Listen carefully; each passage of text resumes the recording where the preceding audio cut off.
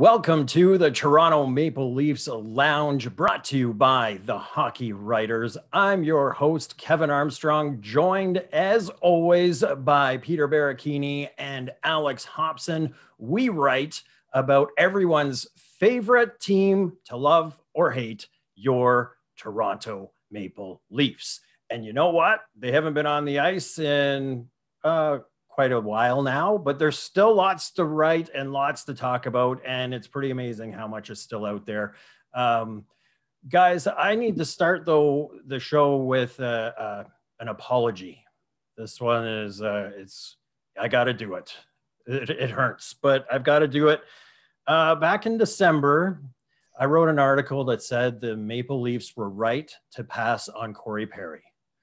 And this article got a little bit of talk at the time, and then it just went away.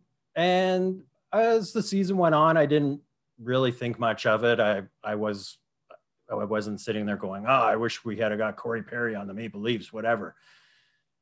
Yeah, I am now saying sorry. Corey Perry is the exact guy that the Maple Leafs needed. And when I've read over the article and now there's starting to be some comments on it and things again, and with like, oh, that aged well and stuff. Oh, it hurts. It hurts when I read what I wrote, and I'm sorry. I'm just going to say I am sorry. I was wrong. Corey Perry would have been great on the Maple Leafs. But I'm going to also say to my friends here, you guys, I didn't hear either one of you guys saying, yeah, they were right, or you were wrong. They should have got Corey Perry. So where were you guys on that when Corey Perry did sign for a league minimum to go to the rival Montreal Canadiens? Peter? Yeah, I mean, it was always going to be between Wayne Simmonds and Corey Perry. They wanted to get that grit factor in. They wanted to get that tenacity and that, fourth line presence in. To be honest, whether it was Wayne Simmonds or Corey Perry, I wouldn't have minded. I thought the price, was a little bit too high for Wayne Simmonds. You probably could have gotten a cheaper deal with Corey Perry, the fact that he signed for league minimum. And impact during the regular season, again, up and down, but you can't deny the fact that he's been a major presence, and that signing is basically the equivalent to what Jason Spezza is to the Maple Leafs right now. So imagine if you had two solid league minimum contracts with the way that Perry and Spezza were playing on the fourth line. It would have been dominant, but it turned out to be a really great signing for the Canadiens. And, if the Maple Leafs did sign him, great. I guess they had, another player in mind in Simmonds, but now maybe that Perry is a free agent in the offseason. Do you try to, make right the wrong from last time? Yeah. What do you think, Alex? Is it worth Toronto going after Perry this offseason? I think it'd definitely be worth taking a look at. Obviously, we're seeing what Perry's been able to do for the Habs this year. I noticed he seemed to kind of get with it a little more as the season went on. Really started to show the Habs in the postseason why they signed him for league minimum.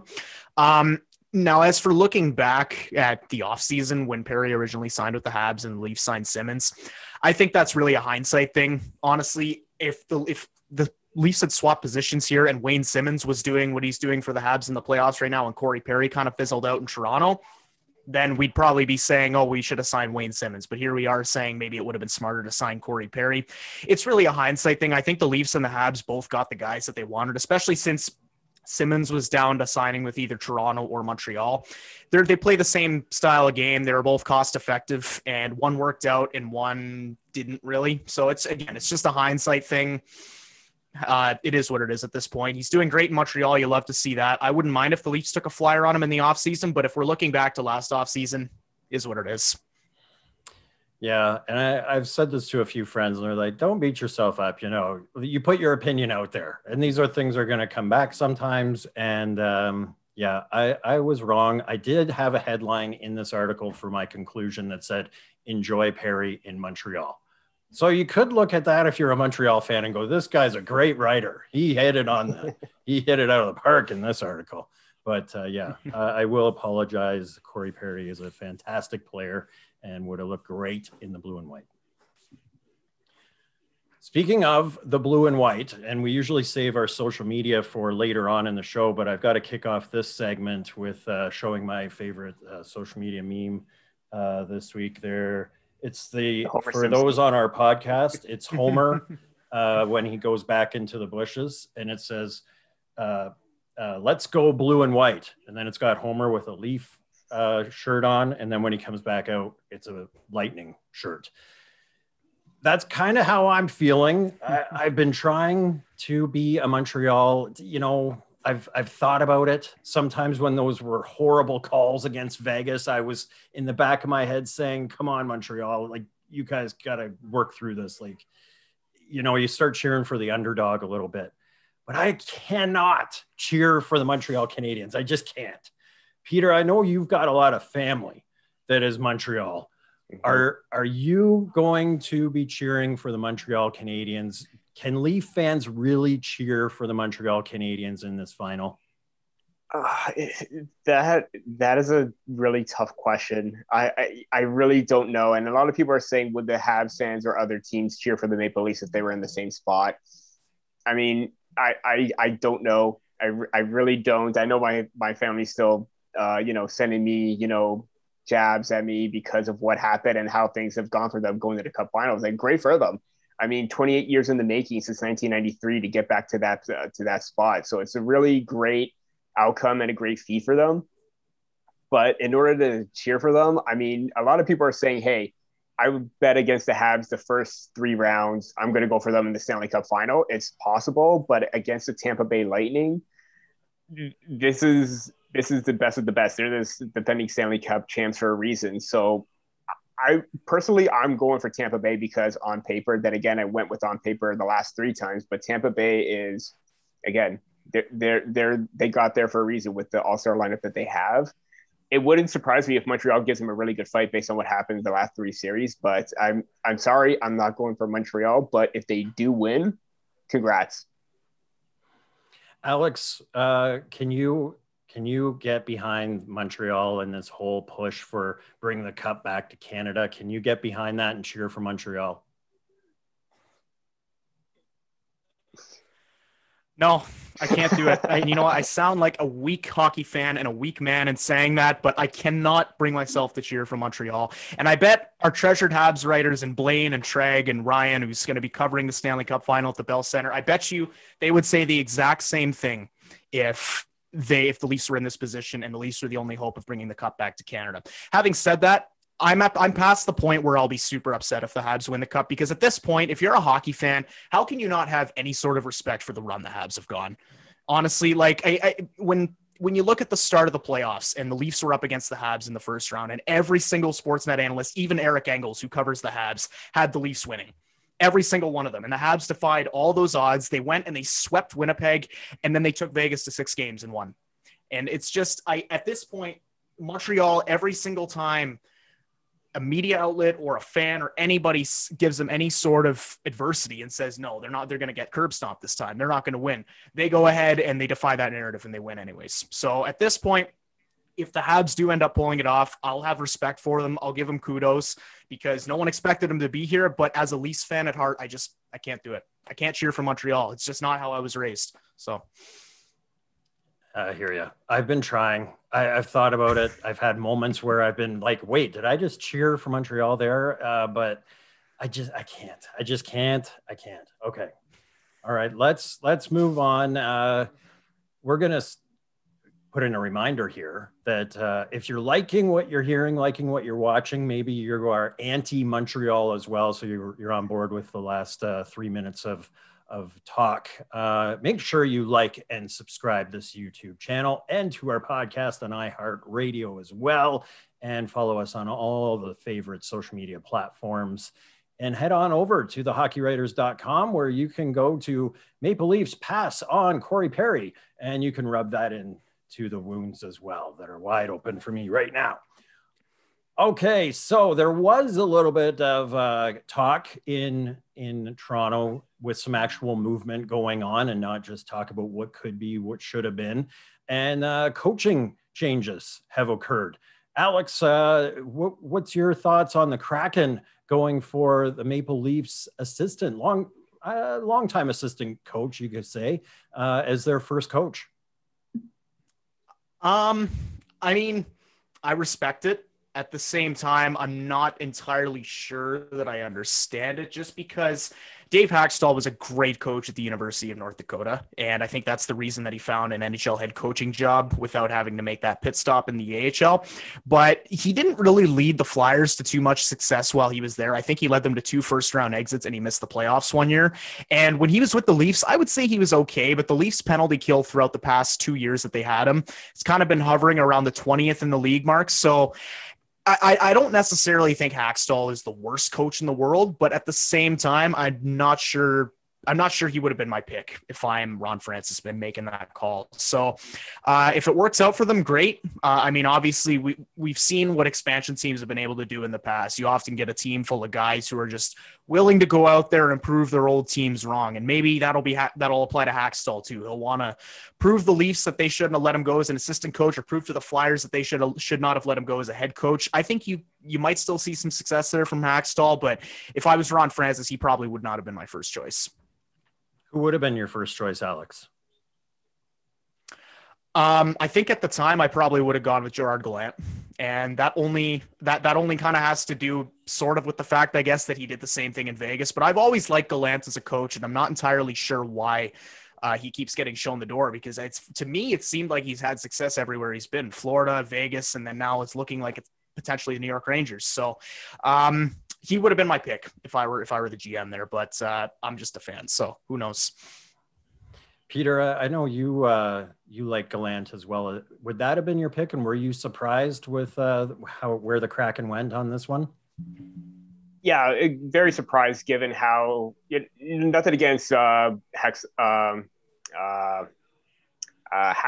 Sorry, stumbled there for a quick second. Nothing against him. Did a decent job with the defense, taking over for DJ Smith, but again, wouldn't have been my first choice. Like Alex, I would have gone with Gallant, given the fact that even after the World Hockey Championships, how Canada was down 0-3, he rallied the team, got their mindset in, and with the roster that probably was going to be an early exit, they managed to come back and win the gold medal. So I think that solidified that, and it was a great pickup for the New York Rangers. But yeah, if anything, I probably would have also put into consideration a coach that the Maple Leafs are trying to go after, Bruce Boudreau.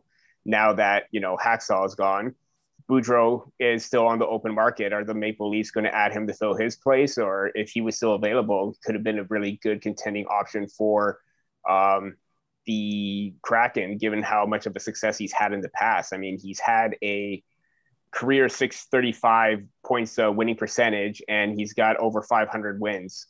That to me is a great guy who has success, not a lot of playoff success, but would have been a great solid foundation for the coaching staff for the Kraken heading in their first season.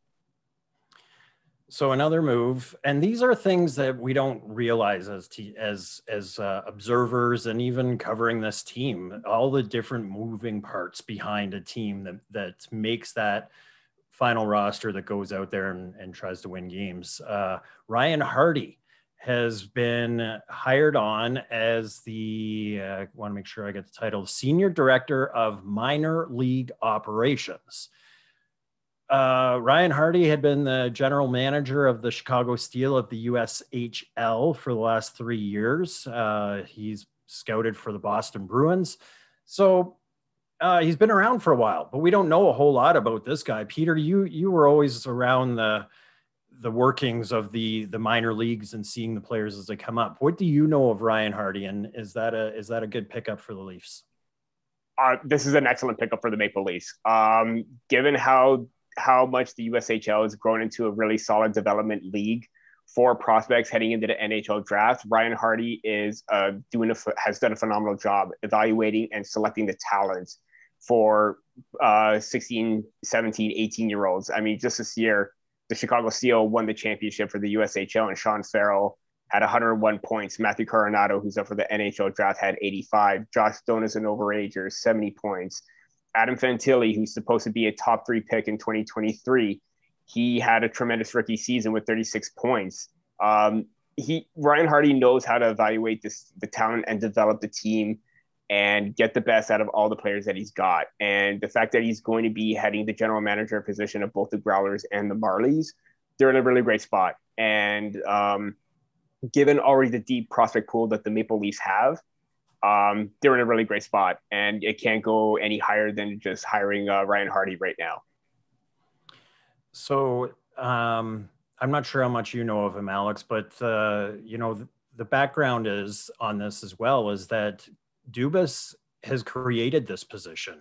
This is going to be the general manager that oversees the Marlies as well as the ECHL's Growlers. So he's going to be seeing the entire prospect pool and making the adjustments for that. So it's a little bit of help for Dubas as well. So I think that kind of shows how much work is going on in the front office, not only for the Leafs, but across the NHL that we just don't recognize when we're watching the games. Oh, you're on mute, buddy. There we go. There he is. Anyways, yeah, I mean, I've always had a lot of respect for Kyle Dubas in the sense that he recognizes how crucial the development aspect is to building a perennial cup contender, not just in the NHL because he hasn't been able to do that yet, but we saw him build a very strong team with the Sault Ste. Marie Greyhounds. He was a big part in the Marlies Calder Cup run in 2018. So he recognizes that player development is a crucial role. And I actually remember hearing a quote from him a couple years back where he said that he wanted to sort of incorporate the ECHL as almost sort of like a AA league, like baseball does, where they've got AA and then AAA and then the majors. So I think I like that a lot because I think a lot of teams just sort of use the ECHL as kind of like a castaway throwaway league where you put your players that aren't good enough to make the Marlies or guys that you don't really see being a big part. You just kind of dump them in the ECHL. But I'm all for it if Kyle Dubas wants to try and incorporate the ECHL and use it as sort of a development league as well. As for Ryan Hardy, I don't really know too much about him, so I'm not gonna really voice my opinion on him too much. I do know that the Chicago Steel are one of the more respected USHL franchises, and Hardy's a big part of that. So for now, I'm here. I'm here for it. Yeah. And we've got some great coverage of the UCHL and the Chicago Steel right here on the Hockey Writers. Once again, head on over to the website and check that out. Some great writers in Chicago as well. I've done a few videos with them before. So sticking back with what could happen, what should happen, and how these fan forums continue to, I don't think people are over it yet. So I've noticed that because there's a lot of hate still for one Mitch Marner. Hasn't seemingly gone away. And even when the old prof was on the show a few weeks ago, he was wondering if Marner is going to be booed next season, maybe the new Jake Gardiner. So that leads to the question, and we know that we've heard Dubas and everybody else say, this is our core four, yada, yada, yada, this is what we're doing. That was what you said right away. As things have progressed and as time's gone by, maybe you start looking at some things. Tell me what it would take, Peter, for a Mitch Marner trade to happen. It's got to be above and beyond. It's got to be elite talent for elite talent. Yeah, everyone is going to complain about how he increased his shooting this year. He scored 20 goals, but it still isn't quite at the level that the team wants them to have in terms of power and accuracy. Mitch Marner is not going to be a shooter or a sniper. He's going to be a playmaker, and that's who he is. So it's good. Even if it's not for an elite level talent, like let's say maybe a Marner for Eichel kind of thing, it's going to be for something bigger. Something that you can still add a first round pick, a prospect, and a solid roster player in as a potential deal for Mitch. Whether it's going to get to that point, I don't know. I think they're going to have to look at all their options if everything goes south again next season, if it's another early first round playoff exit. It's difficult because they want to succeed. The management has faith in them, and it's just them. And in regards to Mitch, it's just him overcoming the mental aspect of the game. And I've said this before, the look on his face, the emotion that he had post game in Game 6 and Game 7, you could tell he was hurting. You could tell that he wasn't happy, and you could tell that he expects highly of himself. He was drafted 4th overall, and he's a great player. So we expect the best, and we know we're going to get the best of him at some point. But for a Mitch Marner trade to happen, it's going to have to be a deal where, to quote The Godfather, an offer that Kyle Dubas can't refuse. Yeah, when Mitch was in the box, remember when he shot the puck over, what he called the stupid play? There were people on Twitter that actually thought he was crying in there when that mistake led to the 5-on-3, and you got Nylander and Marner sitting in the box, and that led to a Montreal goal. And you could see the anguish on his face. I truly believe he bleeds blue, and it would be so difficult for this to happen. I don't like even thinking about it, but it's out there. And Alex, would you move Mitch Marner if the right deal comes along, and what would that deal be? I think just like Peter said, it would have to be above and beyond. Elite player for an elite player. I know we mentioned in the sort of our little drafts when we were discussing the topics tonight, it would have to take a guy maybe like Jack Eichel for me to move Mitch Marner. But even then, we've seen firsthand in the past that the Leafs do not always get the best end of the stick when they give up on a young player. More often than not, they get the short end of the stick, actually. And I think the Leafs would be making a mistake if they traded Mitch Marner this offseason. I was on I won't call it the trade Mitch train, but I was certainly voicing my criticism for him after the Leafs playoff run ended this year. And I think there's definitely certain aspects of his game that do deserve to be criticized. But in the end, I do have respect for Kyle Dubas in the sense that he has faith in this core 4. I mean, the Leafs would not have, and I won't say tanked because I doubt they were tanking on purpose, but they would not have had so many years of pain to draft Mitch Marner, to draft Austin Matthews, to draft William Nylander, just to trade these guys after they don't immediately succeed. And I know that this whole getting eliminated in the first round thing is getting stale at this point. I know we're all sick of it, but you got to give your young stars a chance to thrive and grow into these roles. I mean, Tampa Bay's had this core for how long? Since 2013 or 14, and they're only winning cups now.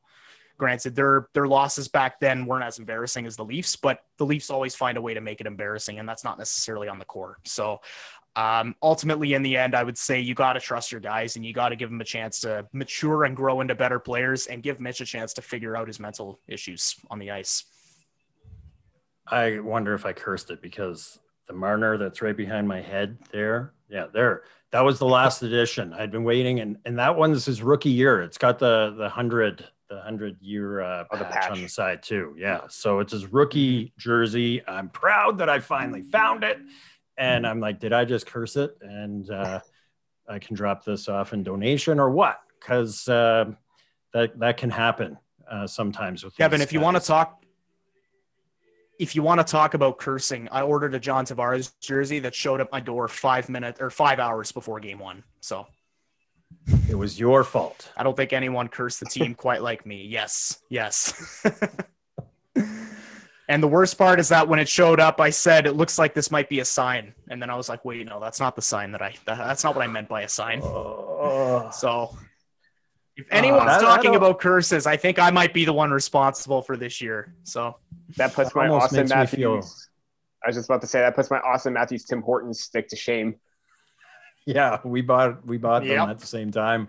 And that kind of makes me feel better about the Corey Perry. So there you go. Blame Alex. There you go. Blame Alex. I may have just put my name into a death note for our listeners here, but whatever, I had to get it off my chest. So we'll wrap up the show with some social media wrap up.